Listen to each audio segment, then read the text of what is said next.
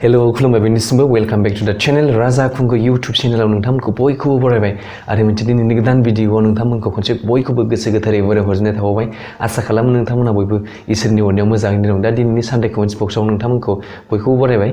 माखासे कमेन्ट्सखौ मोनफा मोननैल' पिकआप खालामनाय जाबाय नोंथांमोना गाज्रि मोननो नाङा जायफोरनि कमेन्ट्सखौ पिकआप खालामाखै मानो होनबा माखासे रिपिट कुइसन एन्सारफोरानो आगोलनि गोबां फिचर्सफोरावहाय रिपिट खालामखानाय दं दा बेनि थाखायनो माखासे नायग्राफोराबो एखे कुइसनखौ पिकआप खालामबाय थायोबा गाज्रि मोनो दा नोंथांमोना जायफोरनिखौ पिकआप खालामो नोंथांमोना आगोलफोरनि भिडिअखौ नायनो हागोन बाहाय नोंथांमोननि एन्सारखौ मोनगोन दा मोनफा मोननै लांबाय आरो नोंथांमोना भिडिअखौ गाज्रि मोनालासिनो नायलांगोन होननानै आं मिजिंथिबाय फार्स्टआवनो दुखु दामोन होननाया बुंदों हेल' सार मानसिया मानि जाहोननि थाखाय मानसि थैनाय आरो गावखौनो थैनाय बुथारनो गोसो जानाय मा जाहोननि थाखाय बेफोरबायदि गाज्रि सिमां नुयो खिथानो हागोन ना सार मानोना आं बेफोरबायदिनो सिमां नुबाय थायो अजाफोर दंबा आंनो खिन्थाहर सार दुखु दामोन फंबाय सिमांखौ बयबो नुखायो नुनायाथ' दा जेन'बा उन्दुनायनि सिगां माखौबा सानबाय थावो बेखौनो सिमां नुयो एखमबा सिमांखौ एक्चुअलि मानि थाखाय नुयो नोंथांमोना बेखौ सोरबा साइन्टिस्टफोरनाव सोरबा रिसार्च खालामग्रा सोरबा पन्डितफोरनाव सोंबा जों बेखौ मोजां मिथिगोन एक्चुअलि मानि थाखाय सिमांखौ नुनाय जायो खिन्थु आंनि आन्दाजाव आरोना आंनि साननायाव माने एखमबा सानाव बाराद्राय मानसिफोरजों लोगो मोनलाबाय बेखौनो ओरै रिपिट जाफिनलाबायोना माने उन्दुनायनि सिगां माखौ सानो बेखौनो सिमां नुयो एखमबा बेबायदिनो नोंथांमोना बेखौ दस्राफोरनाव सोंनो हागोन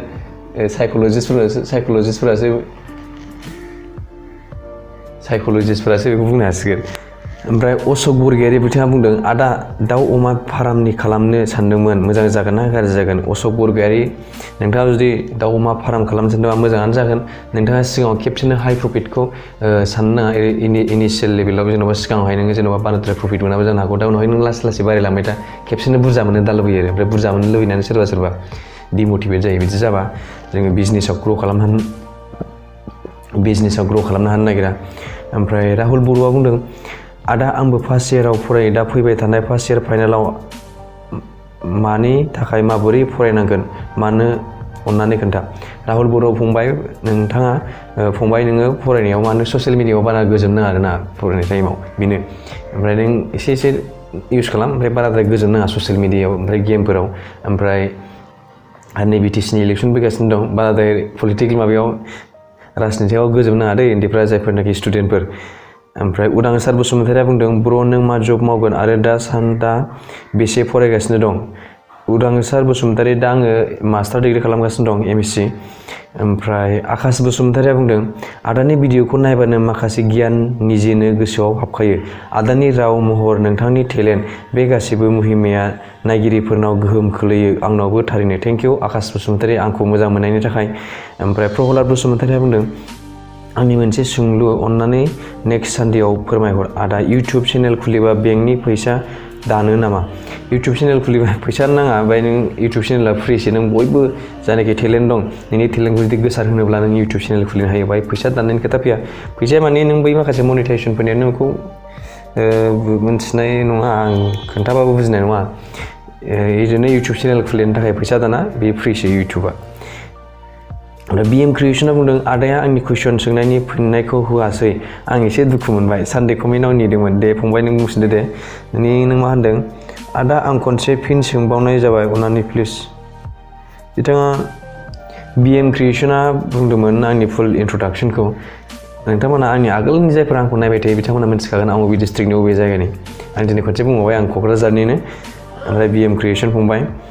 ओमफ्राय पुर्नबि चेनेला बुंदों हाय ब्र आंना गार्लफ्रेन्डआ न'खरनि खोथा लाना आंखौ गारदों आं बेखौ दा गारनो हाया जाना दं नाथाय गार्लफ्रेन्डआबो लाला आंखौ मा मावनाया मोजां जागोन पुर्नबि चेनेल फंबाय दा मानसिफोरनियाव जिबनावथ' बिदिनो गारलाय लालाया सोलिबाय थाखायो माथो बुंबावनो दा नों न'खरनि थाखाय नोंनि गार्लफ्रेन्डआ जुदि नोंखौ गारबायबा नोंबो बावनानै नाजादो लासै बावलांनो नाजादो सिगाङावथ' बावनो हानो नागिरा फार्स्ट टाइमाव दा नों बावलांनो हानांगोन जेन'बा रिलेसनशिपआव जुदि न'खरनि थाखायनो प्रब्लेम जाबायब्ला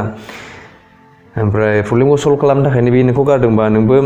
गोसोखौ सोलायनांगोन डिमटिभेट जाबाय थानो नाङा दुखु जाबाय थानो नाङा मोनसे गोसो गोरा लानानै आं बिनिफ्राय साबसिन जागोन होननानै गोसोआव जों मावनो नाजानांगौ ओमफ्राय जों गोसो गोरा लानानै आवगायलांबाय थानांगौ आरोना थांबायनानै जानाखि जाबाय जोब्बाय गोदान लामा लाफिननांगौ बेबायदिनो बारा सिन्था खालामबाय थानो नाङा फंबाय ओमफ्राय पुर्न बि चेनेल फंबाय नोङो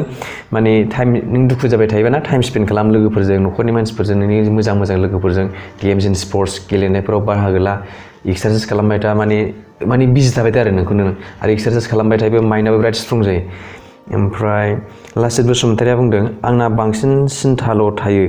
बिनिफ्राय बारग'नायनि माबा राहा लामा दं नामा? लासित बसुमतारि सिन्था थाबाय थानाय माने जों मोनसे खामानि मावालासिनो ओरैनो थाबाय थायोबा ना जानाखि नों दुखु जादों बे दुखुआ रिपिट जाबाय थायो बिनि थाखायनो जों जेसे हागौ एसे जोङो बिजि खालामबाय थानो नाजानांगौ गावखौनो गाव जेब्लानाखि नों बिजि जाबाय थागोन ना नों दुखु दाहाफोरखौ बावजोबगोन नों माने जै नों ओरैनो थाबाय थाबायना बे नों जाहोननि दुखु दाहा बे रिपिट जाबाय थायो न' सिङाव थाबाय थायोबा बिदिनो जायो ओमफ्राय नों माने बिजि थाबाय थानो नाजादों ना होमबा नोङो बे नों दुखु जानाय मानायफ्रा सोरनिबा थाखाय दुखु जानाय मानायफ्रा लासैनो खारलांजोबो बे नों गावखौनो गाव बिजि खालामनानै लाबाय था बायदिसिना खामानियाव एंगेज जानानै थाबाय था ओमफ्राय सोमखोर बसुमतारिया बुंदों आदा उन्दै बैसोआव हाबा जाबा माबाफोर गोरोन्थि जागोन नामा? उन्दै बैसोआव हाबा जायोबा अनेक प्रब्लेम जायो बाहाय माखासे मा होनोमोनलाय साननाय हनायाबो मेचुरिटि लेभेल जाजोबाबा उनावहाय रायजो जानायाव नांलाय खमलाया सोमजियो माने मेलेमा मोजां गोरा जाजोबाबा माने साननाय हनायफ्रा बुजिलायनाया खम जाहैयो बिदिनो अनेक प्रब्लेम जायो आरोना उन्दै समाव हाबा जायोबा ओमफ्राय नों बुजिलायनाया नों प्रब्लेम जायोबा न'खराव गुलुं गुजुं सोमजियो संसार जानायाव बेबायदिनो ओंखायनो उन्दै समाव हाबा जानाया मोजां नङा ओमफ्राय प्रकाश बसुमतारिया बुंदों नोंनि हाइटआ बेसेबां ब्र? प्रकाश बसुमतारि आंनि हाइटआ 5.9 अलमस्ट 6आनो जाफ्रामनो नागिरो ओमफ्राय 5.9 फिट 6आनो जानो नागिरो ओमफ्राय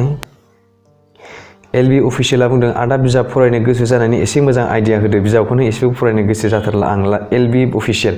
एक्सुवेलि बयबो मानसिफ्रानो बांसिन मानसिफ्रानो बिजाबखौ फरायनो बायो बांसिनानो ओमफ्राय सोरबा सोरबा बिराद मोजां मोनो फरायनो खिन्थु बांसिन मानसिफ्रानो लेखाखौ फरायनो बायो माने जर जबस्थिजोंसो फरायनाय जायो थारमाने लेखा फरायाबानो खामानि जाया लेखा फरायनाय गैयाबानो नोङो साख्रि बाख्रि मोना लेखा फरायाबानो नों जाम्बा जागोन लेखाखौ फरायथारनांगौ एकदम नाम्बार 1 प्रायरिटि जेनेबा मोनसे मानसिया उजिनानै थैनाय बायदि खामानि हिसाबैसो मानसिफ्रा जर जबस्ति बांसिन मानसिफ्रानो फरायसोमो खिन्थु रावबो गोसो जानानै लेखा फराया थारमाने फरायाबानो नों फेल जागोन एग्जामाव बे हिसाबै फरायो खिन्थु सोरबा बिराद मोजां मोनो लेखा फरायनाय खिन्थु बांसिन मानसिफ्रानो जर जबस्ति हिसाबैसो लेखाखौ फरायो थाल लाल' नोंथांमोना बांसिन मानसिफ्रानो फरायथारनांगौ हिसाबैसो लेखा फरायनाङालासिनो ओरैनो अपसनेल मोनबा रावबो फरायनाय नङामोन हिसाबै मानसिफ्रा आरो नों लेखा फरायनो जाम्बा जागोन बेखौबो साननानै मानसिफ्रा जर जबस्ति जाया आरो नों लेखा फरायाबा मावनानै जानो जाम्बा जागोन नों दुनियावनो बेबायदि बांसिन मानसिफ्रानो जर जबस्तिजोंसो फरायसोमोन दा नोंथांनो आं ओरैनो जास्ट बेखौ एग्जाम्पलसो होनदों ओरैनो इन्टारेस्टिंसो खालामदों आं दा एलबि अफिसियेल नों लेखा फरायनो गोसो जानानै मोजां मोननाया थारमाने नों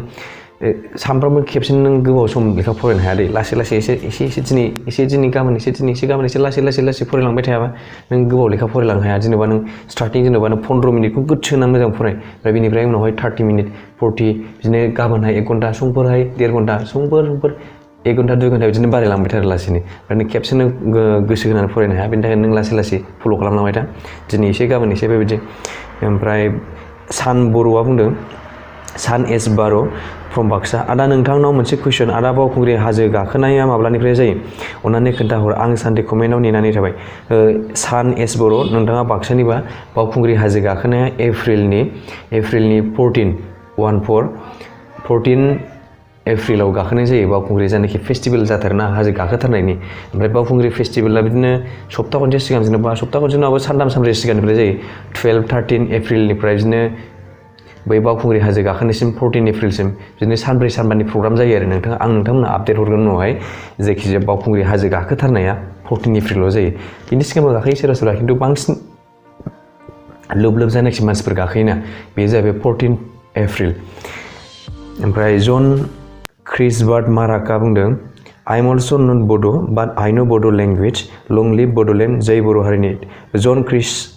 जन क्रिसबार्ट माराक थेंक इउ नोंथांनिसिम नोंथाङाबो जुदि बर' नङाब्लाबो आंनि भिडिअखौ नायनायनि थाखाय गोजोननाय थाबाय रोजा साबायखर जन क्रिसबार्ट माराक ओमफ्राय सुदेम नार्जारिया बुंदों आदा मेथाइ खननायलाय इउटुबावहाय सुदेम नार्जारिया बुंदों आदा मेथाइ खननानैहाय इउटुबावहाय हगारबा रां खामायनो हागोन ना हाया सुदेम नार्जारि इउटुबाव नोङो मेथाइ खननानै आपल'ड खालामोब्लाबो रां खामायनो हायो माने नोंनि मिउजिक गानफोरा नोंनि जाजोबनांगौ नङाबा कपिराइट क्लेम जायो आरो कपिराइट क्लेम जायोबा बेनि शेयारिंआवबो थायो माखासे बुस्थुफ्रा नोंनि भिडिअनि जेनाखि फैसा मोनदों बेयो रानलायनाय बायदि जायो दा बेनि थाखायनो नों जुदि गान खननानै नों जुदि इउटुबाव फैनो गानखौ खननायखौ नों फकास खालामनानै इउटुबाव फैनो लुबैयोब्ला बांसिन नोंनि गान आरो मेथाइआ नोंनि जाजोबनांगौ नों बानायनाय थारमाने नोंनि आरोना नोंनि प्रडाक्सननिफ्राय बेबायदि दा एसेनोसै दिनैनि कमेन्ट्सफोरा एसेबां बुरजा गैया आसा खालामो नोंथांमोना भिडिअखौ मोजां मोनगोन आरो जायफोरनाखि बिथांमोननि कमेन्टखौ आं पिकआप खालामबाय नोंथांमोना गाज्रि मोनना एखे कमेन्टखौ होबाय थायोबा मानसिफ्राबो गाज्रि मोनो मानो बार बेखौनो होबाय थायो होननानै थारमाने नोंथांमोना जायफोर गोदान दिनै फैबाय ओमफ्राय आंखौ सिगांनि भिडिअसफोरखौ नुवाखै दा बिसोर मानसिफ्रा डाइरेक्ट कुइसन खालामबाय थायो आरोना बबेनि मानि ओमफ्राय दा आरो बांसिन नोंथांमोनानो आंनाव आंनि पार्सनेल फन नाम्बार बियो अननानै प्लिज आंनि पार्सनेल फन नाम्बारखौ दा बियो मानो होनबा बेखौ पार्सनेल फन नाम्बारखौ नोंथांमोननो गासिनोबो होजोबथाव जाया बेखौ नोंथांमोना बुजिबाय जानांगौ नोंथाङा जुदि डाइरेक्ट कन्टेक्ट खालामनो हागोन आंजों इमेल खालामनो हागोन मेसेज खालामनो हागोन इमेल खालामनो हागोन नोंथांमोना दा ससियेल मिडियाफोराव आंखौ फल' खालामाखै फेसबुक आरो इन्सटाग्रामाव फल' खालामगोन होननानै मिजिंथिबाय गोजोन्थों मोननिसिम बाय बाय